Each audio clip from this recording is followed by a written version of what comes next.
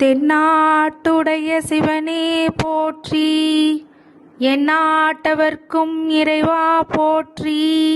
நீஸ்வராய நமக. குலதெய்வமான ஸ்ரீ பொன்னம்பல சுவாமி, ஸ்ரீ பொன்முத்து கருப்பண சுவாமி, அங்காள பரமேஸ்வரி, பாப்பாத்தியம்மன் துணையுடன் இந்த நாள் இனிய நாளாக அமைய அனைவரின் அவரவர் குலதெய்வம் காத்து அருள் பாலித்து பிரம்மாண்ட வெற்றியை கொடுக்க வணங்குகின்றேன்.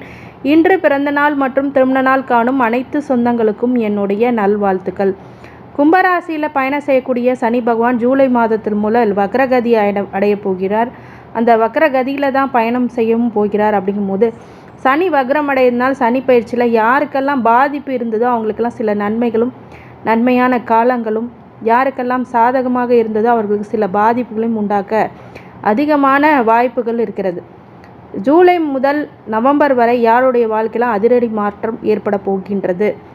2.5 வருடத்துக்கு ஒரு முறை ராசியில் தங்கும் சனி ஆண்டுக்கு ஒரு முறை வக்ரம் அடைகிறார். அந்த சனிக்கு 5ஆம் வீட்டில் சூரியன் சஞ்சரிக்கும் காலத்தில் வக்ரம் பெற்று 9ஆம் வீட்டிற்கு சூரியன் வரும்போது வக்ர நிவர்த்தி அடைகிறார்.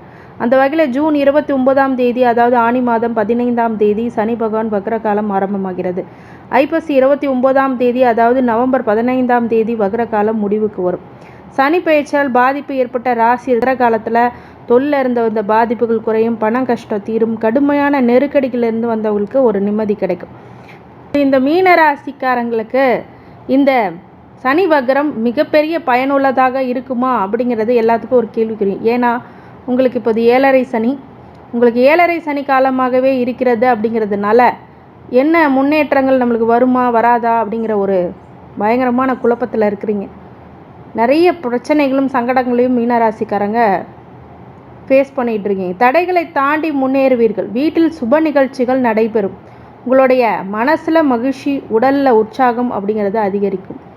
இந்த காலகட்டத்தில் நீங்கள் என்ன பார்க்கணும் அப்படின்னா, கோச்சார பலனை மட்டும் பார்க்கக்கூடாது. நட்சத்திர வாரியாக இப்போது தசாபுத்தி பலன்களே நீங்கள் பார்க்கும்போது தான் உங்களுக்கு நிறைவான துல்லியமான கணிப்புகளை கணித்து முழுமையாக கொடுத்துள்ளேன். இதை பார்த்து பயன்பெறுங்கள். இதுவரைக்கும் ஐஸ்வர்யம் ஆஸ்ட்ரோ யூடியூப் சேனலை சப்ஸ்கிரைப் பண்ணாமல் இருந்தீங்கன்னா சப்ஸ்கிரைப் பண்ணிக்கோங்க. பெல் ஐக்கானை ப்ரெஸ் பண்ணிக்கோங்க. நோட்டிஃபிகேஷன் பேனலை ஆன் பண்ணிவிட்டு உங்களுக்கு வருகின்ற வீடியோஸ் எல்லாமே உங்களுக்கு மிக பயனுள்ள தகவல்களாக கண்டிப்பாக இருக்கும் அப்படின்னு நம்புகிறேன். அதே மாதிரி இந்த பதிவினை முழுமையாக பார்த்து உங்களுடைய உற்றார் உறவினர் நண்பர்கள் அனைவருக்கும் பகிர்ந்து பயன் தருமாறு கேட்டுக்கொள்கின்றேன். இந்த மீனராசிக்காரங்களுக்கு, பூரட்டாதி நட்சத்திரத்துக்காரங்களுக்கு இந்த 7.5 சனி எப்படிப்பட்ட பலன்கள் இருக்கும், அந்த சனி வக்ரம் என்ன கொடுக்கும் அப்படின்னு நட்சத்திர வாரியாக சொல்லும் போது, மீனராசி பூரட்டாதிக்கு குருவோடைய நட்சத்திரம் இது. குருவோடைய தசா காலங்கள் 16 வருடம். என்னுடைய கால்குலேஷனுக்கு ஒரு 2 வருடத்தை எடுத்துக்கிறேன். சனி திசை ஒரு 19 வருஷம், மொத்தம் 21 வயசு வரைக்கும் உங்களுக்கு எப்படிப்பட்ட பலன்கள் கிடைக்கும் அப்படின்னா, இந்த 7.5 சனி வாட்டி வதைக்குது அப்படின்னாலும் இந்த தடைகளை தாண்டி முன்னேறக்கூடிய வாய்ப்புகள் இப்போ வீட்டில் சுப நிகழ்ச்சி திருமணமே ஆகலை அப்படின்றவங்களுக்கு திருமணம் ஆகும்.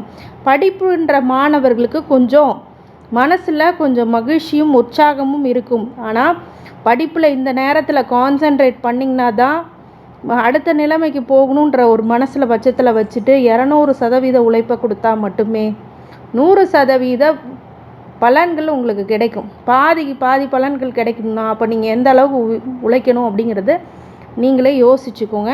இந்த மீனராசி பூரட்டாதி நட்சத்திரத்துக்காரங்க உடலில் உற்சாகம் அதிகரிக்கக்கூடிய அரசு வழியில் அதிகமான நன்மைகள் நடைபெறும். பண வரவு அதிகரிக்கும். கூடவே செலவுகளும் எட்டி பார்க்கும். விரைய செலவுகளை தவிர்த்து சுப செலவுகளாக மாற்றுங்கள். நீண்ட காலமாக திருமணத்துக்கு காத்திருக்கிறவங்களுக்கு இப்போ திருமணம் நடைபெறக்கூடிய கால பிராப்தம் வந்துருச்சு. சிலருக்கு இந்த காலகட்டத்தில் குழந்தை பாக்கியம் கிடைக்கும். அதனால் சனி திசையிலையும் இப்போ சந்திச்சுட்டு இருக்கிறதுனால உஷாராகவும் கவனமாகவும் எச்சரிக்கையாகவும் இருக்கக்கூடிய காலகட்டம் அப்படிங்கிறதுனால அனைத்து துறையில் இருக்கிறவங்க மிகப்பெரிய கடுமையான சூழ்நிலைகளும் சவால்களும் இருந்தாலும் அதை புத்திசாலித்தனமாக எதிர்த்து, எவ்வளோ இன்ட்ரெஸ்ட் இல்லைனாலும் பரவாயில்ல, உங்களை மந்தத்தன்மைக்கு கொண்டு போனாலும் பரவாயில்ல, உங்களுடைய முயற்சி வெற்றிகளை கொடுக்கும். விடாமுயற்சி மட்டுமே இந்த காலத்தில் வெற்றியை கொடுக்கும்.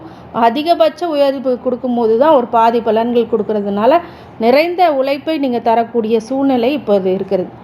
மாணவர்களுக்கு நல்ல வாய்ப்புகளை கிடைக்கும் போது அது சில தடைகள், நோய் வாய்ப்படுறது, ஒரு சில சின்ன சின்ன நோய் வாய்ப்படுறது, இப்போ ஜலதோஷம், இரும்பல், அந்த மாதிரி அடிக்கடி தொந்தரவு கொடுக்கக்கூடிய நோய்கள் வரலாம். அதனால் அந்த விஷயத்தெல்லாம் பெருசாக எடுக்காமல் உழைப்பின் மீதே கான்சன்ட்ரேட் பண்ணணும். அடிக்கடி உங்கள் உடல்நிலையை நல்லபடியாக பார்த்துக்கணும், மனநிலையை நல்லபடியாக வச்சுக்கணும். இந்த காலத்தில் வேற்று மதத்தினர் வேற்றுகளில் இருக்கிறவங்களுக்கு நீங்கள் உங்களுடைய ஆணாக இருந்தால் பெண்ணோ, பெண்ணாக இருக்குமானும்போது உஷாராக இருக்கிறது ரொம்ப நல்லது. இந்த காலகட்டத்தில் தேவையில்லாத பழக்க வழக்கங்கள்னால அவமானப்படக்கூடிய சூழ்நிலையெல்லாம் வரும். அதனால் ரொம்ப கவனமாக இருக்கக்கூடிய, உத்தியோகத்துலேயோ இல்லை தொழிலில் ஆரம்பிக்கிறீங்களோ மிக கவனமாக இருக்கக்கூடிய திசை. ஆனாலும் இதை மீறி வெற்றி பெறக்கூடிய சாத்தியக்கூறுகள் இந்த சனி வக்கரத்தில் கொடுப்பார் அப்படிங்கிறது தான் நிதர்சன உண்மை. இந்த 4 மாதத்தை நீங்கள் பயன்படுத்திங்கன்னா ஜென்ம சனி காலகட்டங்கள் கூட கொஞ்சம் ஆசுவாசமாக போவீங்க. இதுதான் உண்மை. அடுத்தது புதன் திசை.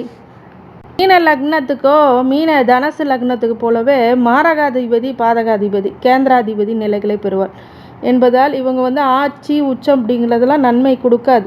பதிலாக 3, 6, 11ஆம் இடங்களே நட்பு நிலை பெற்று தசை நடந்தால் யோகங்களை கொடுப்பார். அதனால் புதன் திசை உங்களுக்கு பெரிய நன்மைகளை பண்ணலனாலும் ஞானத்தை கொடுப்பார். சனி வக்கரத்தினால ஒரு சில நன்மைகளை கொடுப்பார். இது வரைக்கும் பிரச்சனையை அனுபவிச்சுட்ருக்கீங்க, கோர்ட்டு கேஸு வம்பு வழக்கு அப்படிங்கிறதெல்லாம் இந்த 38 வயசுக்குள்ளே இருக்கிறவங்க புதன் திசையில் அனுபவிச்சுட்ருக்கீங்க அப்படின்னா கண்டிப்பாக இந்த காலகட்டத்தில் நிவர்த்தி கொஞ்சம் ஆகும். சனி வக்கரத்தில் அதை பார்த்துக்கோங்க. புதன் 4க்கும் 7க்கும் உடையவர் அப்படிங்கிறதுனால இந்த காலகட்டத்தில் ரொம்ப கவனமாக இருக்கணும். கேது திசை 38 வயசுலேருந்து 45 வயது. இந்த நேரத்தில் இறை வழிபாடு அப்படிங்கிறது ரொம்ப முக்கியம். இந்த காலத்தில் என்ன டிஸ்டர்ப் பண்ணணும்னா மெட்டீரியலிசம் லைஃப்பை டிஸ்டர்ப் பண்ணும். உத்தியோகத்தில் இருக்கீங்க, ஐடி ஃபீல்டில், ஐடி செக்டாரில் இருக்கிறவங்க, இந்த மாதிரி இறை வழிபாடு நோக்கி தான் மனசு போகுமே தவிர மனவேதனையும் மனக்குழப்பத்தையும் கூட இருக்கிறவங்களால சில பிரச்சனைகளும் உங்களுக்கு கண்டிப்பாக தனிமைப்படுத்தி விடும். இதுதான் கேது திசையோட வேலை. இது ஏன் அப்படி தனிமைப்படுத்துதுன்னா இறைநிலை அப்படிங்கிறது எவ்வளோ உயர்ந்த நிலை அப்படிங்கிற காட்டுறதுக்காக உங்களுக்கு இந்த சில பிரச்சனைகள் வரக்கூடும். ஆனால் இதை பார்த்து பயப்பட வேண்டாம். இறை வழிபாடு தொடர்ந்து பண்ணுங்க. கண்டிப்பாக நல்ல பலன்களை உங்களுக்கு கண்டிப்பாக கேது திசை கொடுக்கும். ஞானத்தை கொடுக்கக்கூடிய காலகட்டம்னு கூட. உலக வாழ்க்கை எப்படி, எல்லா மனிதர்களும் எப்படி அப்படிங்கிறத இந்த காலகட்டத்தில் உங்களுக்கு உணர்த்தும் அப்படின்னு சொல்லலாம்.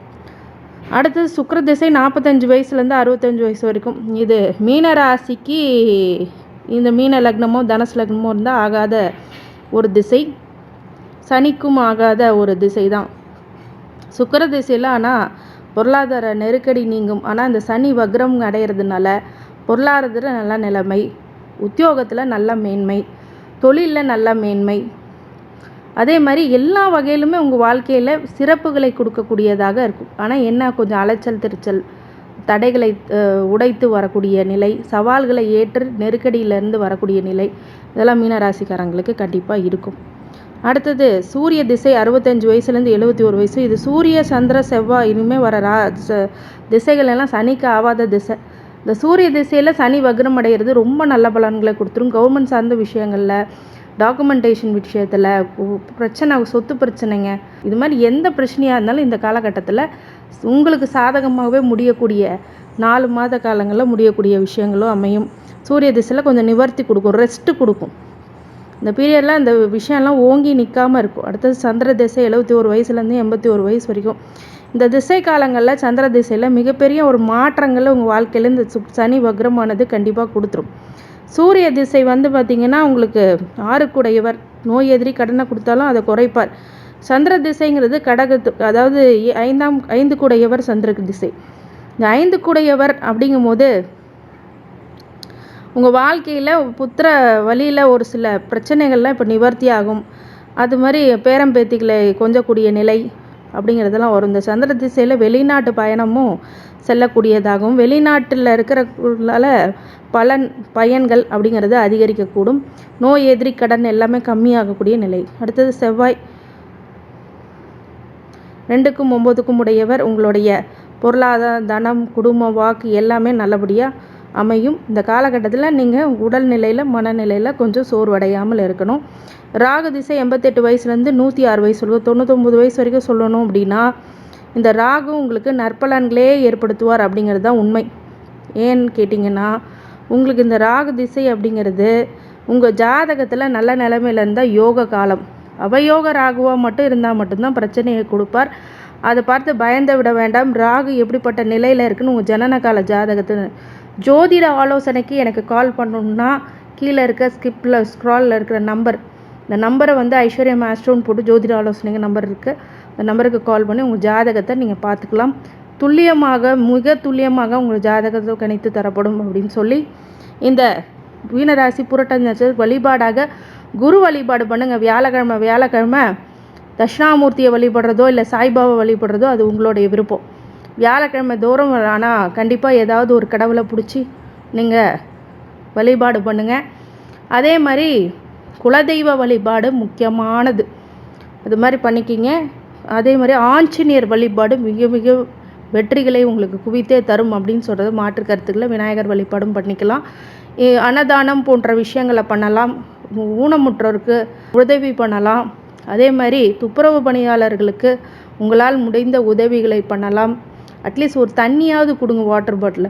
அதாவது அவங்களுக்கு ரொம்ப நல்லது கொடுக்கும், வாழ்த்து கிடைக்கும், ஆசீர்வாதங்கள் கிடைக்கும், கடவுளுடைய ஆசீர்வாதம். சனி வந்து உக்கிரத்தை குறைப்பார். இந்த மீனராசி புரட்டாதி நட்சத்திரத்துக்காக அனைத்து ஐஸ்வர்யங்களும் சகல சௌபாக்கியங்களும் மன நிம்மதியும் ஆரோக்கியத்தை கொடுக்க வேண்டும் என்ற பெருமான் மகா ஈஸ்வரனை வேண்டி வணங்குகின்றேன். வாழ்க வளமுடன். திருச்சிற்றம்பலம்.